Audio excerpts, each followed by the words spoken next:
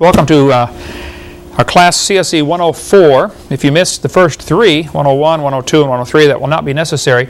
It might be advisable if you want to take those, but we're going to take right up with where we left off. We're covering my seminar that is normally 15 hours, and we're going through at a snail's pace, covering all the details that I always feel pressed to leave out. Things I always wanted to say but never had a chance to. This is my opportunity here in this class.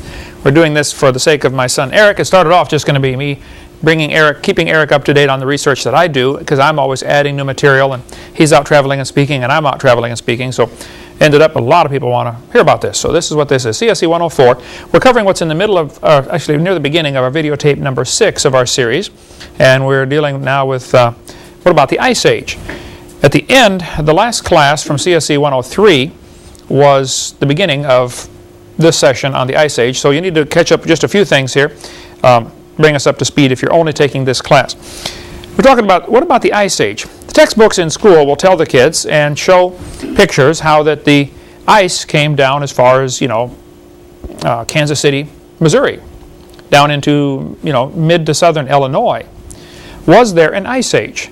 I don't think there's much question that, yes, there was an Ice Age. If you look at this map, they show the Wisconsin glaciation, the Illinois glaciation, Kansas and Nebraska.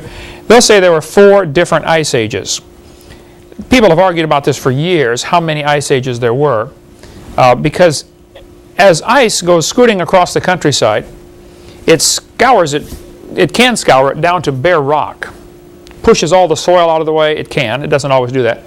And when the ice melts back, there's nothing left but solid rock basin where it was. As it pushes along, the ice, like a big bulldozer, will push up a pile of rocks in front of it. Remember when we were in Aunt Lynn's in Mount St. Helens and Mount Rainier? There are what they call moraines all around that region.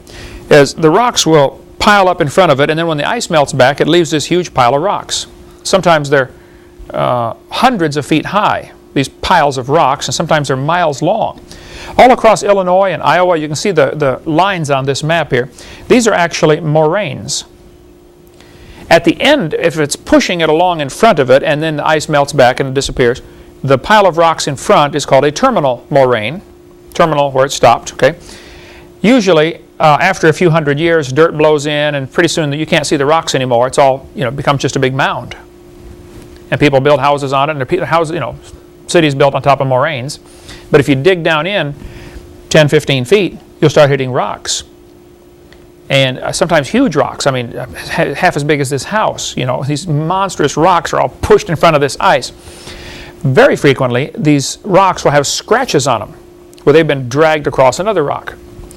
Sometimes the ice will push a big boulder for miles and leave behind a scratch, 50 feet wide and 20 feet deep, a scratch in solid rock. If you ever get up near Detroit, there's an island just off into the Lake Erie called Kelly's Island that is loaded with these scratches. You got to take a little boat to get out there. Loaded with these scratches from obvious signs of what's called glaciation. Moving ice leaves behind distinctive characteristics. I don't think there are very many people on the creation or evolution side that would argue this point. Yes, there was an ice age. There was ice all the way down to Kansas City, Missouri. The question is, when did it happen? Now, as the ice pushes, it leaves in front of it a terminal moraine. On the sides of it, they're called lateral moraines. Piles of rocks on the side. Remember when we went out there to Washington, we saw as the ice is bulldozing its way down, real slowly down the valley, rocks kind of automatically go to the middle. If you ever look at a glacier, you'll see a streak of rocks right down the middle of it. It's just by the way it moves. The ice in the center is moving a little faster than the ice at the sides because it has friction against the sides and not as much friction in the middle. Ice flows sort of like plastic, real slowly flowing. It can move real fast. There have been times where glaciers have been seen to move 100 yards in a few days. But normally it's real slow. When we climbed on Mount Rainier, there were 13 glaciers on that mountain. As the ice slides down, it's going real slow. As it goes over hills and down into valleys, cracks open up and then close up. If you ever get a chance to see a time-lapse photography of this glacier, you see these huge cracks open up and then they close up, and it's just amazing to watch or they can take 6 months and compress it into 5 minutes for you, Those cracks are 200 feet deep, this wide, maybe this wide, 200 feet deep. Sometimes you get a crack, say, this wide and 150 or 200 feet deep. And it snows real heavy, and it's enough snow that you can't see the crack. There's 6 inches of snow. You're walking along, disappear. Down into what they call a crevasse. As we were climbing Mount Rainier, the guides take us up there, and you can take these routes to get up to the top of Mount Rainier. These guys are checking carefully for these crevasses, and everybody's all roped together, and you're spread out, 20 or 30 feet between each person. In case somebody falls into a crevasse, the rest of you, dig in, and his rope goes tight, and then you can pull him back up. But it's extremely dangerous with these cracks in the glaciers. Who cares? Anyway, yes, there's no question the Earth had glaciation effects. As the ice melts back, then, it leaves behind very distinctive features. For one thing, a mile of ice is pretty heavy. It presses down on the ground, and once it's gone, the ground actually lifts back up, sometimes many feet. It is estimated that if all the ice at the South Pole were to disappear, Antarctica would lift up probably 2,000 feet. Just the weight would be gone. I mean, if we parked a freight train in our yard, it would dent the ground down a little ways. Or what if we parked a mile of ice? What a gallon of water weighs. Imagine a mile of it. As the ground lifts up, it's called isostatic rebound. The ground lifts up as the pressure is gone. As it melts back, especially across places like Wisconsin and Minnesota, it left behind thousands and thousands of lakes. Have you spoken in Minnesota? I've preached a dozen times in Minnesota. We were up there last year. Yeah. They call it the land of 10,000 lakes and 20 billion mosquitoes, because most of these lakes are pretty shallow. It's places where the ice melted back, the ground would lift up unevenly, and sometimes just places are just trapped. Or if the ground isn't quite even and it rains, the water's got nowhere to go, it's going to fill in a puddle. So more like giant mud puddles, because it's pretty flat up there. So yes, there was an ice age. The question is, when was it? And how many were there? Creationists generally fall into two camps on this ice age question. I believe the evidence indicates, and we'll cover this, my theory on this in this class, that the ice age caused the flood, and then probably lasted for 200 years after the flood. But that's what started the flood. The other group says, oh no, the flood started the ice age. And I always ask them, well then what started the flood? Well, we don't know. Okay, I don't either, but I think the theory that we're about to share with you, called the Hovind theory, makes as much sense as any I've heard, and it's a combination of many other people's theories. It's nothing original with me. So I don't think there's any argument. Yes, there was an ice age. The question is, when was it? If you took enough water out of the oceans to freeze and cover the North Pole clear down to Kansas City, with a mile-thick layer of ice, that would lower the oceans by hundreds of feet.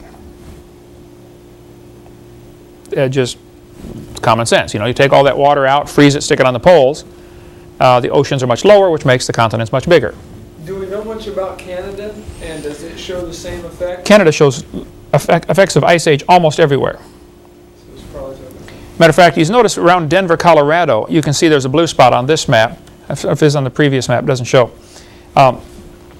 It's interesting, when they dug into some of the mountains in Denver I think it was for NORAD, I don't remember the story now, maybe it was just a gold mine, the ground is still frozen when you go way down inside. Really strange. Something happened. Mom and I were in Alaska when I was preaching up there about a year and a half ago, and we went on a little cruise boat for a couple hours out to see the Portage Glacier, where the ice, when it reaches the edge, it breaks off, Sometimes big chunks break off, sometimes little chunks break off. One danger is when the ice breaks off, everybody's standing there watching, all of a sudden, boom, drops down into the water. Well, what happens to the water? Whew, big wave, okay, swamps the boat and everything else can happen. Plus, sometimes the boat will go out there and hit these ice, just like the Titanic. I mean, that's what sunk it, These are smaller icebergs generally, but sometimes huge ones break off. Icebergs, big ones, have been seen floating around for 5 years before they melt. There has been serious talk of getting icebergs and dragging them down with boats to water the Sahara Desert, or to water some of the Arab countries. They got nothing to do with their money. They make all the money from that oil. So let's get a bunch of boats and drag an iceberg down here. Let it melt. It would be fresh water. Anyway, Mom and I were on this little cruise boat going seeing the Portage Glacier, and I'm up on the deck talking to this guy standing there. We're watching the icebergs. The process when they break off, it's called calving, like a cow has a calf. Icebergs have a calf. Glaciers have a calf called an iceberg. So we're watching these chunks break off, and it's such an awesome sound, and you got to see it to understand it. And I asked the guy, I said, "What do you do for a living?" He said, "Well, I work in the oil field up in Barrow, Alaska." Now, Barrow, Alaska is way at the top of Alaska. There is nothing there. Not a tree, hardly a blade of grass. I mean, just nothing. It's way inside the Arctic Circle. So they will get, several months of pure darkness. And during the summertime, several months of 24-hour sunlight. Okay? I said, "You work in the oil well, huh?" I said, "Do you ever find anything unusual when you drill?" He said, "Man, we find the strangest things." He said, "Just 2 weeks ago, the guys were drilling down for an oil well. They drilled through 1,000 feet of solid frozen ground called permafrost, permanently frozen. The top few inches thaws out in the summer, but then everything underneath is frozen, permafrost." He said, "Here we are drilling down 1,000 feet, and they started bringing up pieces of wood. And so they started saving the pieces of wood as they brought them out, because they always check and see what they're drilling through. They save the pieces and try to reassemble the core on shore, on land, so that they can tell what formation, are they going through sandstone or limestone or shale, or what are they drilling through?" He said, "We began putting this together. We drilled straight through a tree that was standing up, and it was 300 feet tall."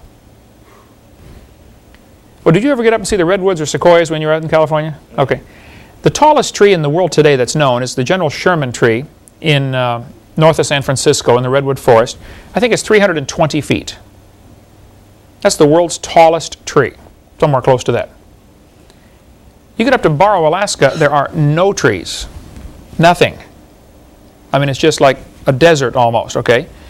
Here they are, 1,000 feet underground, and drilled straight through a 300-foot tall tree standing up. Now, just simple statistics would tell you they probably didn't hit the biggest one. I mean, they might have, but the chances are pretty slim. Several times I've talked to people who work in the oil well up there. One guy gave me this years ago. Very few people I've let see this, and even fewer people touch it. This is some of the frozen wood that was brought up from 1,000 feet below the ground in Barrow, Alaska.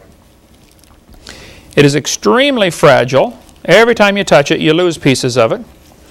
But I'm going to let you guys hold a piece of freeze-dried wood. Eric, if you'll get this and pass it around, it'll crumble like powder if you just bump it.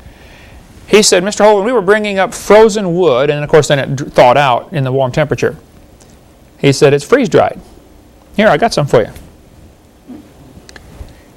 That is freeze-dried wood from 1,000 feet below the surface in Barrow, Alaska. He said, "We drilled down 1,000 feet, and then we drilled through a layer of wood, frozen wood, several hundred feet thick." Well, what happened?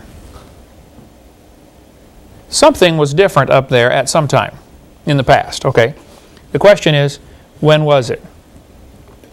Now, to the evolutionist, of course, well, this was millions and millions of years ago, and the continents are moving around, and the North Pole used to be at the equator and had a big force, and it slowly drifted north and it froze. Well, maybe so, but I don't think so, okay? I think there's a much more logical theory. That is actual freeze-dried wood from 1,000 feet under the ground in Barrow, Alaska. So this well driller said, "Yeah, we drilled the same thing." He said, "We drilled straight through the top of a tree, 300 feet. First of all, because of the angle of the earth, it gets very little sunlight. The further north you go, the slower trees grow. That's the shorter growing season. I was on the airplane yesterday coming back from wherever I was, and I sat next to a guy who works in paper mills. He makes the machinery for paper mills. And I've toured many paper mills. I toured one in Port St. Joe down here. And I've talked I sit by a lot of people on the airplane who are in paper industry, because there's a lot of that around here. And I always talk to everybody I sit by on the plane, or try to. And paper down here, you can plant a tree in Florida, and it'll be big enough to cut to harvest in 30 years. I talked to a guy in Canada who worked in the paper mill. He said, "Yeah, it takes 60 years to get trees up to harvesting height there. They grow slower, a shorter season. The further north you go, the more this becomes a problem." When you get up into central Alaska or further north, I mean, there's incredible trees in southern Alaska. But the further north you go, the shorter the trees get. Until you get up close to the north slope of Alaska, trees get about 1 inch tall. They grow up and they grow out like a bush. They spread out. They just... Because the sun never gets up very high. The sun is always, just right at the equator, or right at the horizon, And the sun comes up over here, and goes down over here. When Mom and I were up there, it was so neat watching the moon, because, the moon would go up and go down. It really never did get over your head, And it's really strange. But anyway, this trees get about yay tall. And they spread out more like a bush because they can absorb more sunlight. Well, how do you get a 300-foot tall tree at the North Pole? Very few people would argue with the fact that something was different at some time on the Earth's surface because there are enormous trees near the North Pole. At the South Pole, you find the same thing. Admiral Byrd, one of the first guys, maybe the first guy, I don't remember now, to get to the South Pole back in 1927 or something like that, he reported seeing frozen palm leaves, palm fronds, under the ice near the South Pole. Well, there's a few problems with this, okay? There are no trees growing in Antarctica. Nothing. Especially not palm trees. Okay? We are in Pensacola, 30 degrees north of the equator. We have a hard time keeping palm trees alive up here. Really, further south, they do better. 30 degrees, you go up another 50, 100 miles, really hard. It freezes, kills them. That's 30 degrees from the equator. We're talking South Pole, palm leaves. Okay, well, you look at the evidence. It's a fact. These things are found. North Pole and South Pole have evidence of tropical vegetation. What happened? How did it get there? Now, there's numerous theories about that. The continents are drifting. Okay, it used to be tropical, and Antarctica used to be up here, and it drifted south. Maybe so. Okay, that is one theory, and that's the standard textbook theory. I've heard that the ice built up on the poles, and then it just got so heavy that it tipped it over. Tipped the whole Earth's crust over. Slid the crust of the Earth. That's what.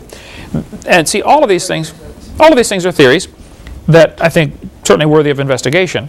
But we'll give you the Hovind theory, what I think happened. What froze the mammoths?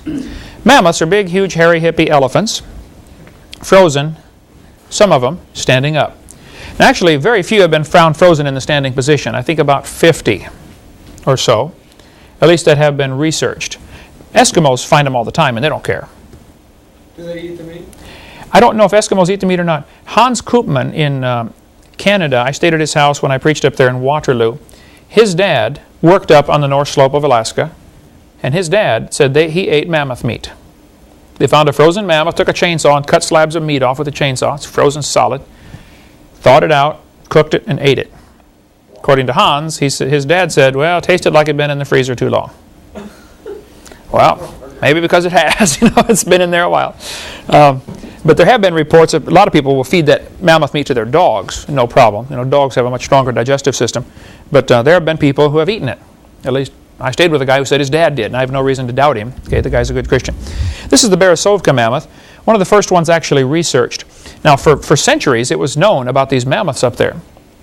And sometimes you get a very warm summer, and they melt. The ice melts a little further than normal, and so these mammoths, are exposed.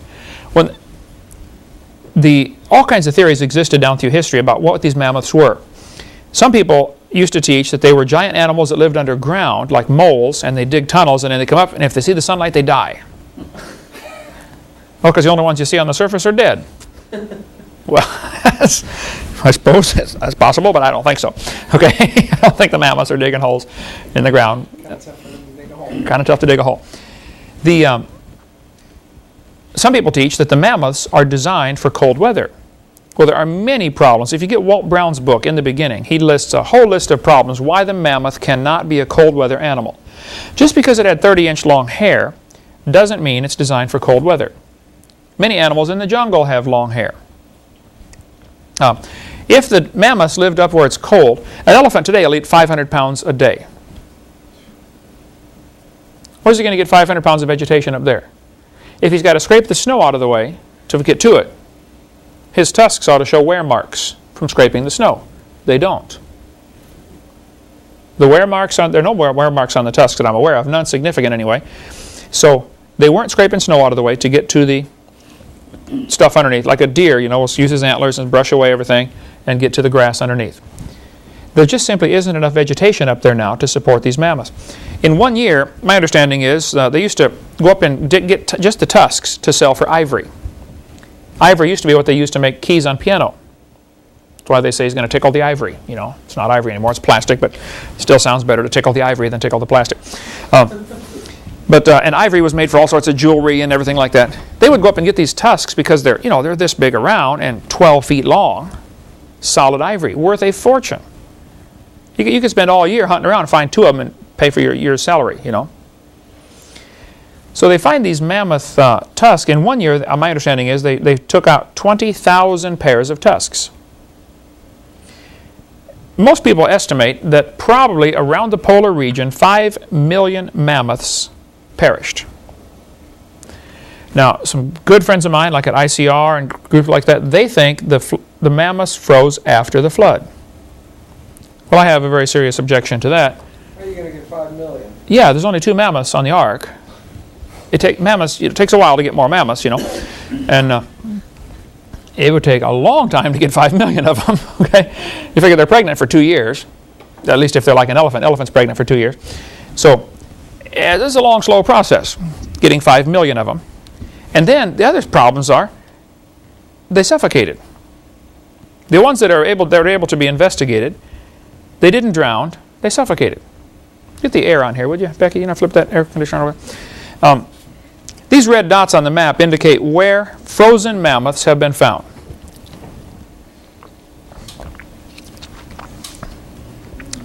The yellow dots indicate where frozen rhinoceros have been found. Frozen woolly rhinoceros. Now if you look right at the number 140 degree mark there, it goes right through the islands called the New Siberian Islands. On the New Siberian Islands, there have been reports that there are so many animals frozen up there.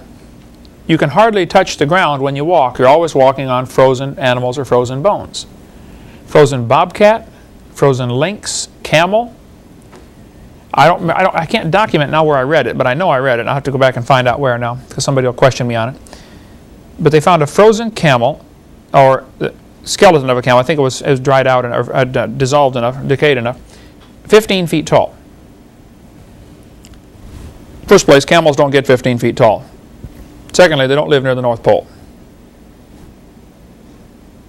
What would a camel do up at the North Pole? Something was different.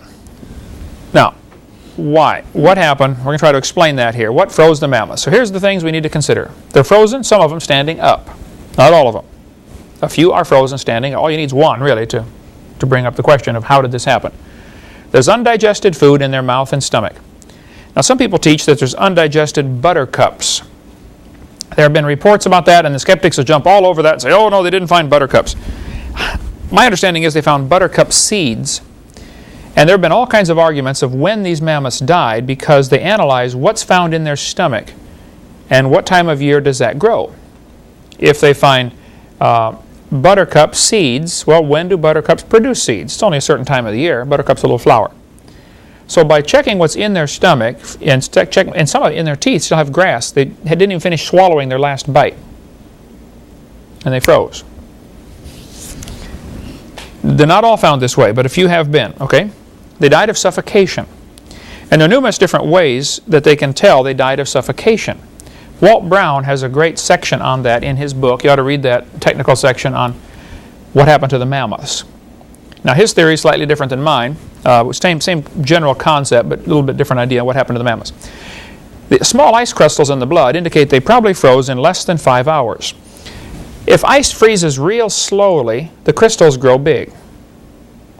If you take water and freeze it real fast, the crystals are very tiny. Like when you make rock candy. I don't know if we never did that, did we, growing up? You take sugar and put it in water and boil it. And as you keep it boiling and boiling, you just keep adding sugar until it won't dissolve anymore. The hotter you get it, the more sugar it will absorb. It'll go way beyond the saturation point. cold water won't dissolve much sugar. That's why if you make iced tea and then add the sugar, it falls to the bottom. It won't absorb it. But if you add the sugar while you're boiling the tea, like the people in the South know how to make the real sweet tea. Them Yankees don't know how to make it, stuff up there. They add the sugar later. No wonder it tastes terrible. But add the sugar while you're boiling it. You can take water and boil it and just keep adding sugar. And if you see it collecting on the bottom, raise the temperature. You get what's called a supersaturated solution, beyond the normal saturation point, by simply heating it. Let's just say this glass of water would normally hold 3 tablespoons of sugar at room temperature. Well, if I boil it, I can get 6 tablespoons of sugar to dissolve. If I just keep it real hot, I might get 7 or 8 tablespoons to dissolve in there. Then you can take a pencil, lay it across the top with a string hanging down, or several strings down into the solution, and let it cool down very slowly. As it cools, the extra sugar is going to have to crystallize. Because at room temperature, it's only going to hold 3 spoonfuls, and I've got 7 in there. So where's it going to go? Well, it'll crystallize to anything that it can touch. So it'll start to form crystals on the string. Rock. Yeah, add some food coloring. Rock candy. You can buy it stores all over, rock candy. That's what it is. Now, if I let it cool down very slowly, let's say I let the temperature drop 1 degree per minute, I'll get big crystals. If it drops 5 degrees per minute, I'll get small crystals. So by looking at the size of the crystals that are formed, you can tell how fast it froze.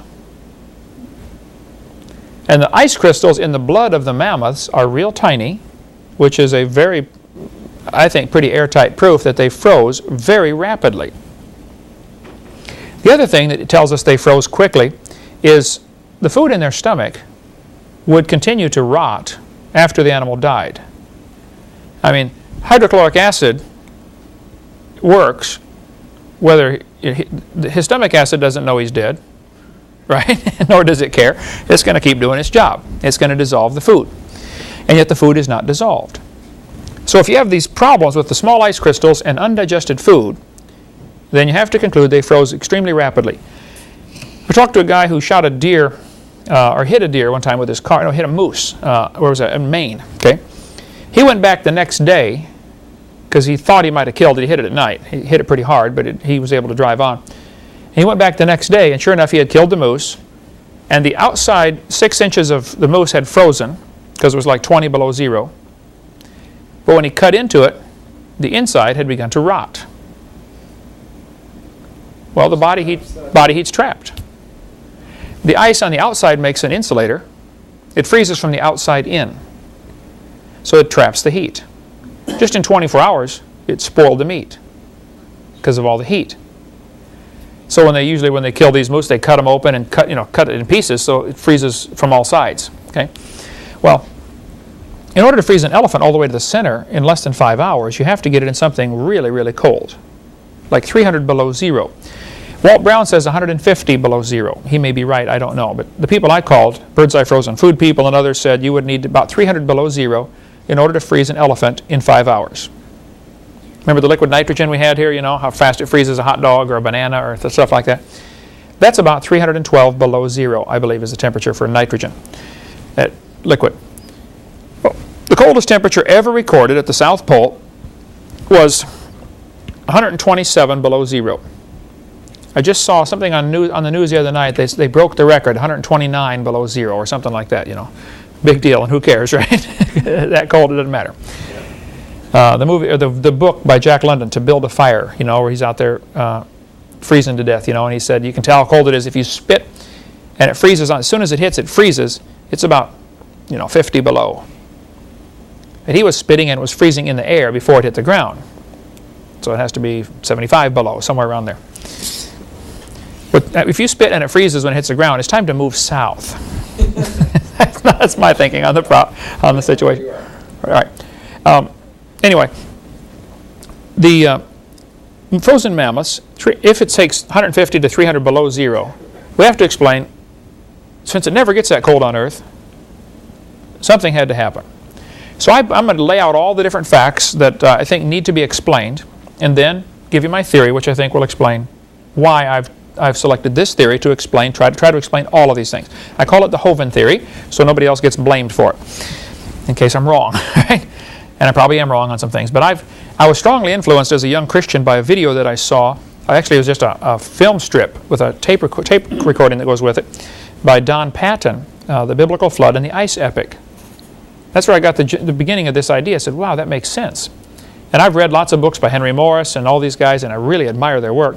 And I've tried to put together what I think is a coherent theory, and I really like Walt Brown's, even though he disagrees with me on a couple things. I think his hydroplate theory is very logical, reasonable, well laid out. He doesn't explain a couple things, like the giant insects, which I think, you have to have a canopy. I don't see another way to get giant insects. A lot of people have influenced this. John Morris, Henry Morris, Steve Austin, Don Patton, Walt Brown, Carl Baugh. And it's a shame, but many creationists haven't learned to eat the meat and spit out the bones. You can glean something from everybody. Okay, I learned things from Hugh Ross. He's got some amazing articles. Now, I disagree with him on just about everything, but there's some things I agree. I've learned things from Jehovah's Witnesses. You can eat the meat and spit out the bones. I mean, it's not that complicated. You can learn something from everybody. So, some people, if they don't like one thing about one person, they blackball them from then on. You're no good. Nothing good can come out of you. Like they said about Jesus, can anything good come out of Nazareth? My theory is slightly different from any other that I've seen. That combines aspects of many other people's theories. I must bear the responsibility if it's wrong. I'm going to review some things about science, or maybe it'll just be teaching the first time if you never knew it. And then we're going to try to explain some things, like fish fossils found in diatomaceous earth by the trillions. I've got a block which we'll show you later when we get to that. It has probably 30 fish fossils in 1 square foot. What happened? This is a piece of shale. When they drill down into this shale, oftentimes they find oil-bearing shale. You can actually see in the sides of this, oil was dripping out in a few places, right here. And you can see a clear impression of a fish that has been pressed and turned into oil. Wow. Pass that around. Be careful. We'll try not to touch the fish part so it doesn't wipe the oil off. There's the fish. He turned into oil by the pressure.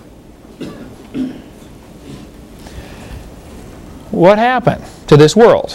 Why do we find petrified clams and snails and seashells on top of Mount Everest? Something strange happened on this world. Okay? The inverse square law is the first thing I want to explain to you. If two bodies are attracted to each other, like say the Earth and the Moon, they're pulling on each other with their gravity. The more massive a planet is, the stronger its gravity is. You can actually get two huge steel balls and park them next to each other, and they each have their own gravity, and they'll pull toward each other. And you can hook up bars on there and hook a spring to it and tell how hard it's pulling, and they can check the force of gravity between two giant steel balls or two big lead balls. They have not a magnetic attraction. Has to do with size. Gravity has to do with mass, not size. You can have this room full of marshmallows is not as massive as this room full of lead. Okay? Your mass does not change. If you go out in space, you still have the same mass. Your weight changes. You can be totally weightless, but if somebody came up and pushed you, it would be exactly the same as pushing on Earth in a frictionless environment. A 200-pound tackle hitting a 150-pound end, the 200-pound tackle has more mass, and so he will win in the collision. A semi hitting a Volkswagen in space would do the same as it does on Earth. Smash the Volkswagen. Right. So the mass doesn't change, but the weight does. Okay. Inverse square law says if the distance between two attracting bodies is cut in half. Let's look at the moon is about 250,000 miles away. If we brought the moon back into 1/2 that distance, 1/8 of a million miles, gravity is 4 times stronger. The pull between those two planets is 4 times stronger. My dad was an electrical engineer at Caterpillar Tractor Company. He had to design the lighting for factories. And the inverse square law applies with lights. If I measured how much light is on my hand from, how many candle power, which is how they measure, it's equivalent to 500 candles. If I move that light in to half the distance, You have 2,000. I'd have 2,000 candle power. Inverse square law says if the force of attraction between two objects is inversely proportional to the square of the distance between them. So if I brought the moon back to 1/3 the distance, you'd inverse it, flip it over, and square it. 9 times the gravitational pull. Inverse square law applies when you're dealing with gravity, with light, with magnetism, same thing. How strong is the magnet? It's inversely proportional to the square of the distance between the two magnets, and it works with girls. When the distance is halved, the force of attraction is quadrupled. Now, many fellows have not caught on to this until it is too late. See, I travel a lot. I've been home 7 Sundays, I think, now in 9 years. So when you come home after a trip and you get 10 feet away from your wife, it's like, hello, dear, how are you? When you half the distance, it's 4 times the attraction. When you half it again, it's too late. The force of attraction overpowers all resistance at this proximity. So the secret is stay about 10 feet away and solve most of your problems. Next thing you need to remember, or refresh your mind, or teach you new, is a spinning top behaves in a very particular manner. If a spinning top is hit by something, it will wobble, or a gyroscope will do the same thing. It'll wobble, and it follows a surprisingly predictable pattern.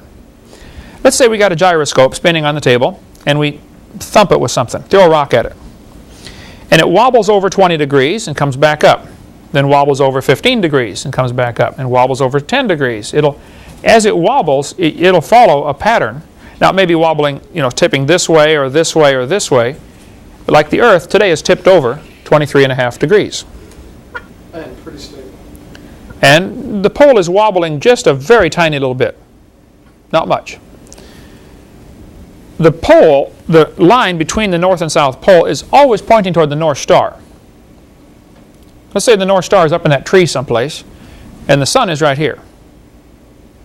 As we go around the sun, it always stays pointed to the North Star. That doesn't change. But our tilt in relation to the sun would change depending which side we're on. So if we're over here on this side, we have winter because we're tilted away from the sun. If we're over on this side, we have summer because we're tilted toward the sun. We get longer days. And if we're like we were yesterday, the first day of spring, March 21st, is the sun is directly perpendicular over the equator, which means everybody gets 12 hours of daylight. North Pole gets 12 hours of daylight, South Pole gets 12 hours of daylight, equator gets 12 hours, and 12 hours of darkness. Now that only happens for a few seconds, and then we move on, and it starts to get, longer days down here and shorter days up here, or whatever. Actually, it's the other way around in the spring. We'd be on this side now, because as we travel around. So our days are going to be getting longer. So yesterday should have been 12 hours of daylight, 12 hours of darkness. Today is probably 12 hours and 2 minutes of daylight. Slowly gets longer. Now, it gets longer faster closer to the poles. At the peak of summer, on June 21st, the longest day of the year, they're going to have 24-hour daylight. We're not. It gets this circle of 24 hours of daylight slowly grows out to the tropics and then goes back in. Shrink, this circle, the size of that circle of pure light or pure darkness, either one, same thing happens at the pole, at both poles, opposites. Who cares? Okay. If a spinning top is struck by something, it'll wobble around and follow a predictable path. You can actually graph out, if you made a graph over time, okay, after 2 seconds it was leaning 5 degrees, after 4 seconds it was leaning 8 degrees. If you graph time over angle, you would end up with a wavy line. And you can actually go back and look and determine when it was struck by the wavy line. Okay? George Dodwell, famous astronomer, gathered data from all over the world. There's a lot of evidence that the Earth has wobbled down through its history. From the article here on the website, MSNBC, by Randolph Schmid, Associated Press, he said, scientists studying underwater volcanoes have found evidence the Earth may have wobbled like an out-of-balance ball 84 million years ago. relocating the poles and shifting the location of Washington to the tropics.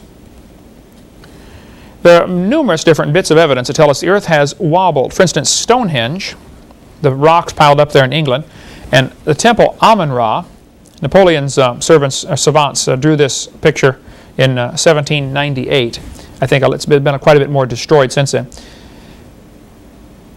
Indicate that they built this thing so that the pillars would line up on June 21st with the sun. See, if you're really smart and you know exactly where the sun's going to be on June 21st, and you know that's the longest day of the year, or if you know exactly the angle the sun's going to be on the shortest day of the year, which is December 21st. It used to be December 25th. But because the earth is moving a little, it's now December 21st. December 25th was the shortest day of the year. And a lot of the really smart heathen would build this big temple so that the light shined right through this circle and right through this circle and struck this gold plate, on that day. And they would tell their people, now, I'm God, and if you don't bring me presents, I'm going to make the sun keep going down, down, down until it disappears. But if you bring me all your gold, I'll make the sun come back. They would have all these elaborate ceremonies to have the rebirth of the sun god, and that would happen on December 25th, which is a pure pagan holiday. And here all the Christians today celebrate Christmas. I don't think most Christians know that, and I'm not against celebrating Christmas, but I think you need to understand it has 100% pagan roots. It's December 25th is a pagan holiday. The Inca Indians and the Aztecs would have all these sacrifices, where they would cut people's hearts out and offer them to the gods. Oh, please bring the sun god back. You travel all over Mexico, you see these suns every place. The plates are made like suns. The clocks have like suns, If you look at a lot of the Catholic statues, you'll see Mary holding baby Jesus, and there's a sun coming up, the rebirth of the sun god. Average Catholic doesn't have a clue what they're in, but when they find out most of their symbols are satanic and pagan, they say, wow, I didn't know that, And the honest, intelligent ones will say, wow, I better investigate this. Others will just get mad at me for even saying so, But even when they see him holding the wafer, that they think turns to the body of Christ, it'll have the little rays coming off representing the sun. It's the worship of the sun god, the pagan religion. Okay, that's another whole long rabbit trail. I don't want to chase too far. So, these temples, though, today do not line up with the sun. But you can tell where the sun should have been to make the temple line up. The temple didn't move. And so they can calculate what the tilt of the earth would have been. Based on that temple, and when they say, well, the earth is tilted over 23.5 degrees. It must have been tilted only 5 degrees when this temple was built. So George Dodwell spent years and years and years. He's a famous Australian astronomer. He gathered data of how much was the earth tilted when that temple was built.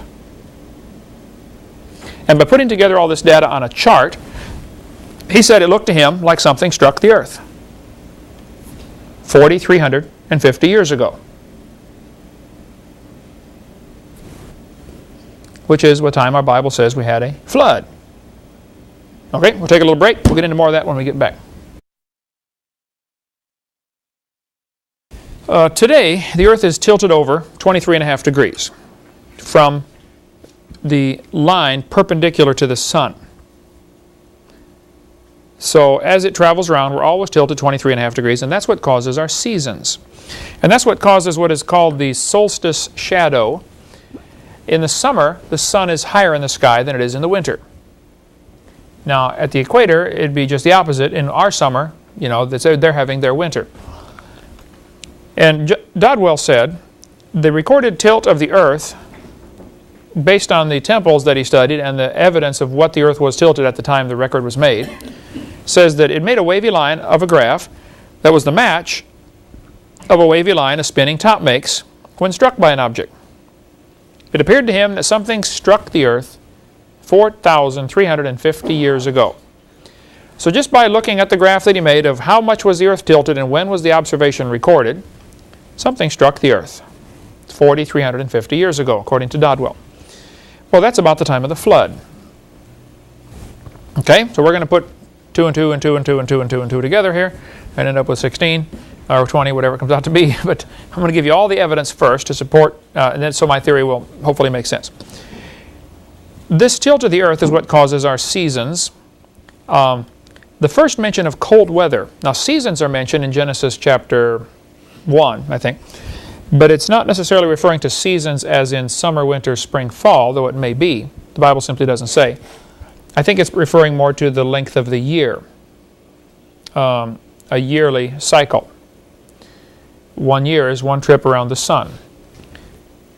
The first mention of cold weather, however, is right here in Genesis chapter 8. Now, this is after the flood. While the earth remaineth, seed time and harvest, and cold and heat, and summer and winter shall not cease. Many people think, and I guess I would have to be in that category, that probably there weren't any cold winters before the flood came. If the earth were not tilted 23.5 degrees, you would still get warmer at the equator and still a little colder at the poles, but much less of a temperature extreme than we have today. It'd be just about like springtime all the time. Always 12 hours of daylight, 12 hours of darkness, which would be very interesting because you could tell what time it was without a watch. Where's the sun? It's always in the exact same place. Of course, maybe you didn't care what time it was. Okay, but they could have told. Also, the magnetic field may have been stronger back then, so you could actually tell which way is north all the time. We'll get into that in just a minute. That's an interesting concept. Carl Baugh's got a good book called The Panorama of Creation, where he goes into what he thinks it was like before the flood and some of the neat features they would have. Like you couldn't get sunburned with a canopy overhead. You always had the extra air pressure, always full of energy, stuff like that. The first mention of cold weather, though, is after the flood. I think some animals, like polar bears, for instance, seem to be more designed for colder weather. They're very uncomfortable in hot weather. If it's always, say, 70 degrees, then it probably wouldn't matter much. They might want more like 50 degrees at the pole and 80 at the equator, some temperature difference, but nothing like the extremes we have today. Next thing to keep in mind. The moon has craters all over it, but they're not evenly distributed. It's been a puzzle to scientists for years. I mean, if the moon is just getting hit randomly, statistics tell us the craters would be evenly distributed. If you just blast the moon every once in a while, the craters should be all spread out evenly, but they're not. It's almost like the moon was hit in a catastrophe in a relatively short time, maybe a couple of days. Most of the craters were formed. The moon is about 1/4 the size of the earth, so it would be about like a softball compared to this globe. 250,000 miles away. I think that works out to be 30 Earth diameters. So if this is 1 foot globe, 30 feet away would be the moon, the size of a softball. The moon takes about 29 days to go around the earth. It also takes 29 days to turn, turning real slow. So the net effect is we never see the other side. As it goes around, it's turning at exactly the same speed so that the same side is always facing toward the earth. Now, over hundreds of years, would that change? I don't think they've noticed it changing at all. I may be wrong on that, but I think it was the Soviets were the first ones to go to the backside of the moon and get pictures. Might have been the Americans, I don't remember. There was a big race. Who can be the first one to get a picture of the back of the moon? Oh, wow. Spend billions of dollars so we can get a picture. And guess what? It looks pretty much like the front. A bunch of craters, all right? But there are not as many of the huge craters. The ones on the front are called mares, which is the Latin for sea, because it looked like an ocean up there. The Sea of Tranquility, Mare Tranquillus, was one of the seas that they landed in. The craters, though, are not evenly distributed. They're not evenly distributed on Mercury either. Mercury is much closer to the sun than we are. Earth is 93 million miles from the sun, which is called 1 astronomical unit. And Mercury is, I think, 0.39, if I recall, about a third of an astronomical unit. So it's 1/3 of the way, or twice as close, however you want to say it, to the sun as we are. Mercury gets extremely hot, being that close to the sun, and it's full of craters. But they also are not evenly distributed. Mercury gets hot enough that you would get what's called crater creep. You also get that on the moon. If we blasted went out with a 357 and shot a hole in the mud out here in the yard, it would make little walls on the side. Over a period of time, it would slowly, even if it didn't rain, it would slowly creep back down toward level. Like putting a pile of tar in your driveway, it'll slowly settle out. The sides of the craters on the moon are still real steep. There's been very little time for crater creep, for them to slowly sink out. Now the moon has a lot less gravity, so crater creep is not near as strong as it would be on the Earth. But on Mercury, with the hotter temperatures, crater creep is more of a problem. The craters should have melted out smooth again. And they're not. Grand Canyon, the Grand Canyon on Mars is actually much larger than the one on Earth. I forget the size, but it's absolutely monstrous. I forget the name of it too. I used to know. Who cares anyway? But this canyon on Mars is, scientists have studied this, and in 1998, Scientific American ran a big article about the crater on Mars is proof there used to be water, and they say this formed in a few weeks. Why don't they say that about the water? Yeah, why can't you go look at, here you're looking at a planet where there's very little, if any, water, and you can obviously see this canyon formed in a few weeks. You can go to Grand Canyon on Earth where we got tons of water and can't figure out the same thing. Hello, is anybody home in there? It had to form quickly. These canyons are giant, and there's just very little, if any, water on Mars. Some frozen at the poles, I think, but hardly any. Now, Mars is a much smaller planet than Earth, and it's farther away. It's 1.5 astronomical units, so 50% farther than Earth. A quick way to memorize the distance to the planets is to do it with astronomical units. If you memorize the sentence, my very extravagant mother just sent us 90 parakeets, that's the way to know the planets in order. My very extravagant mother just sent us 90 parakeets, or 90 pizzas, or something, okay? Mercury, Venus, Earth, Mars, Jupiter, Saturn, Uranus, Neptune, Pluto. Mercury, I think, is 0.39, if I recall. Venus is about a 0.7 astronomical units. Earth would be 1. Mars is 1.5. Jupiter is 5, if I recall. Saturn is like 9, and it goes on out to 39. I haven't studied this in 12 years, but I just remember these just off the top of my head. So you can get the astronomical units and multiply that number times 93 million miles. That'll tell you the distance in miles.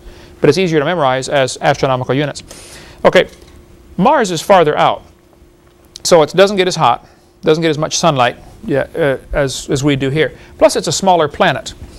I think it's roughly half the diameter of the Earth. Earth is about 4,000 miles, so at this scale, Mars would be a little smaller than a volleyball compared to the Earth. It's 8,000. 8,000 miles across. Mars is 4,000, right. Okay, half the diameter, which is not half the size of the Earth. It's much less than half the size, volume. When you're discussing the size of planets or balls, you got to decide, are you talking volume or circumference or surface area or, diameter? There's several ways you can make. Surface area be half? The surface area of a sphere is, it's been years, 4/3 pi r cubed, I believe. Take the radius cubed times pi times 4/3, I believe is the formula for surface area. So the surface area will be proportional. It's always proportional to the radius. As the ball gets bigger, you get more volume compared to the surface area, which is we'll probably get into later, with why bugs can't get to be huge. Okay. Anyway, next thing to keep in mind for this theory. There's an effect called the Meissner effect, probably named after somebody named Meissner, is my guess. The Meissner effect is when you see a magnet floating on top of another magnet. You put two north poles together, they push away, and if you do it right, you can actually get them to float. There was a game we had when I was a kid. We had a bunch of little magnets with holes drilled through them, and a little stick on a block of wood, and you put the magnets on there, and you try to put them north against north and south against south, and they slowly lift each other up. And there's spaces in between. They're all floating on this stick. Now the ones at the bottom are pushed tighter because just more weight. Okay.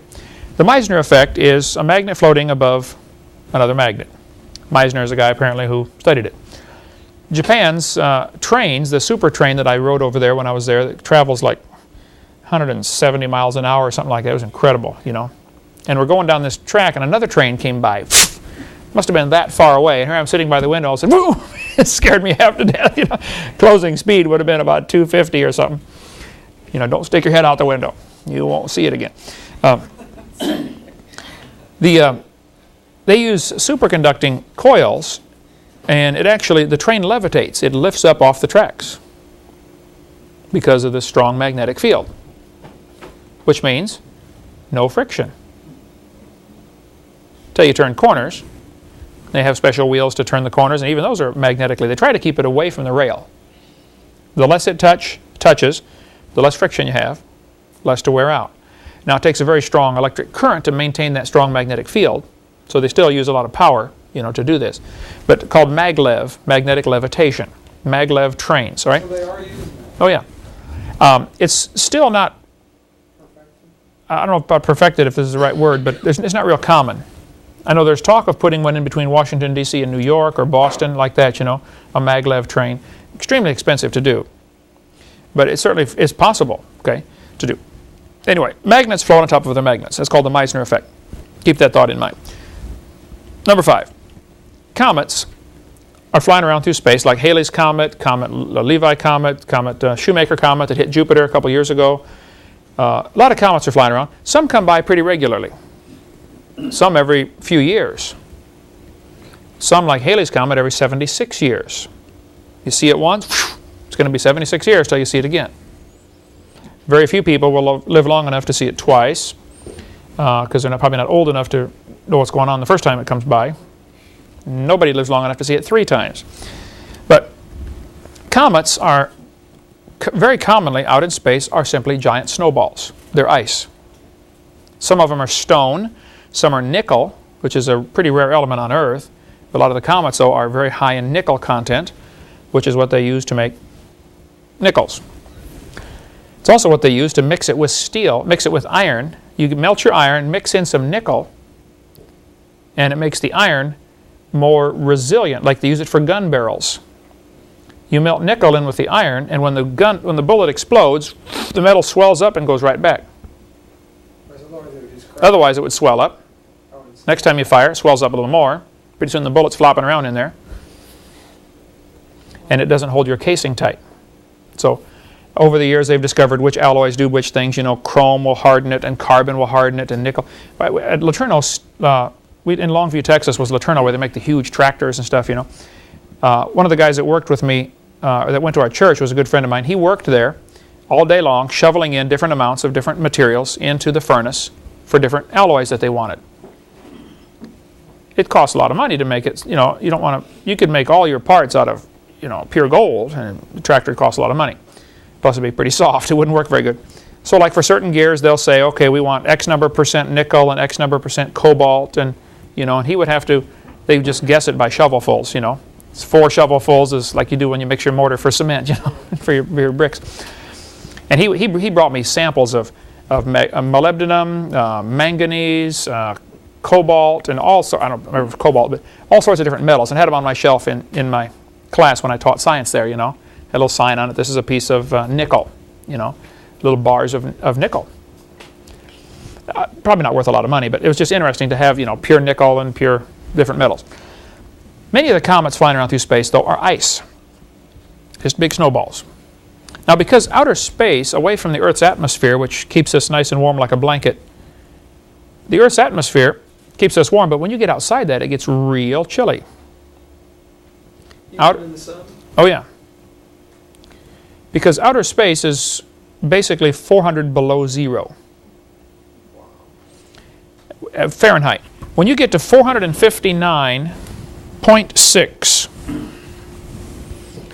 you're at absolute zero.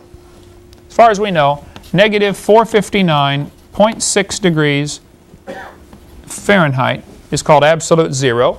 On the Kelvin scale, on Celsius scale, it's negative 273 Celsius, which is the same temperature, or 0 degrees Kelvin. There's another scale too, by the way. Nobody hardly uses it. I forget what it is now, but it doesn't matter. Outer space is somewhere around negative 456 degrees Fahrenheit, is what they guess. There's about 3 degrees off of absolute zero. And so some have argued, oh, this is proof for the Big Bang, this 3-degree background radiation. Yeah. Because in some places when they look in space, it's different temperature than other places. Well, ask them how much different. It's 30 millionths of a degree. First place, I'm not sure you can measure 30 millionths of a degree from that far away. Okay, but let's assume they can. What does that prove? That certainly doesn't prove the Big Bang theory, okay? But they call that the echo from the Big Bang. They're just really desperate to support that theory. Anyway, you got a chunk of ice floating around out there through space for hundreds of years or thousands of years. It's also about the same temperature. Real chilly. If it had any heat, it would be dissipating. So these ice balls are flying around, ice comets. Next thing to keep in mind, if you throw a snowball too fast, it'll break apart. You couldn't shoot a snowball out of a cannon. It gets up to a certain speed, it comes apart. There's a long, complicated reason for this. It has to do with how tightly together are the molecules of water or ice stuck to each other, called the tenacity of the ice. How tightly do they hold on? At a certain speed, they're going to come apart. Next thing to keep in mind. The Earth has a magnetic field, but the magnetic field is getting weaker. Since it's been measured, the Earth's magnetic field has lost 6%. In 150 years, it has lost 6% of its strength, since a guy named Gauss measured it. Okay? That'd be a good quiz question. The magnetic field is getting weaker. It's lost 6% in 150 years. The magnetic field is what causes the northern lights. If you can imagine, you've ever seen it, you put a magnet in a piece of paper and then sprinkle iron filings on it. You know, it makes the little lines, okay, like an apple core. Earth's magnetic field dips in at the poles, and all around the place where it dips in are the northern lights. You get the northern lights or southern lights if you're at the South Pole if the sun is having storms. Storms on the sun will send these things down, and that apparently is what causes the magnetic field. If the northern lights are going crazy, you probably are going to get lousy radio reception. You get a lot of static on your radio. When I was a young teenager, before I was even saved, my dad got me interested in ham radio, and I built my own transmitter. You know, Heathkit, put it all together, you know, and transmit and talk all over the world with Morse code. If the sun's over here, the sun's solar wind is pressing the magnetic field in closer to the Earth. On the opposite side, you can see the picture here, the sun's rays are drawing the magnetic field away from the Earth. It kind of pulls it out like a teardrop. So at night, you get better reception. If you have an AM radio, go through the radio during the daytime and count how many channels you can pick up. If you slowly turn the dial, and so let's say you can pick up 25 channels in the daytime.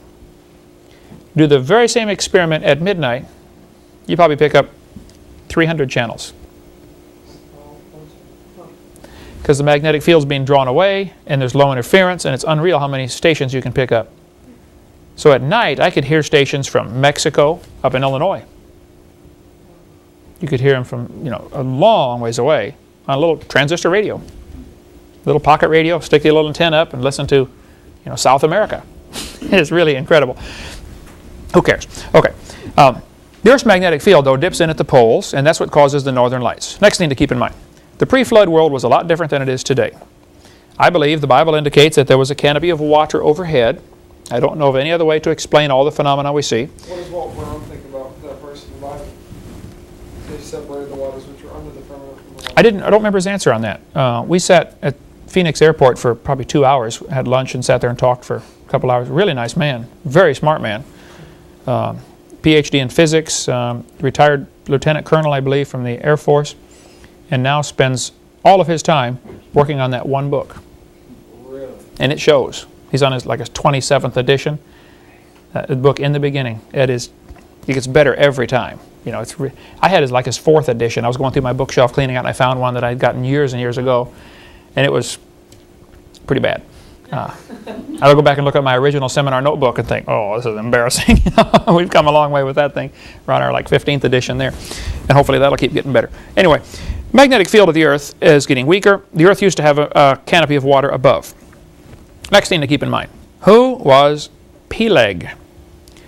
I hate to say this about the Bible, but Genesis chapter 10 is a boring chapter. You're reading through the Bible, you come to chapter 10, you know, all these guys begetting everybody else, and nobody can pronounce these names except Alexander Scorby, okay? He pronounces every one of them just right, okay? It's incredible. So when I go through this, I listen to it on tape, you know, and let him pronounce them all for me, you know.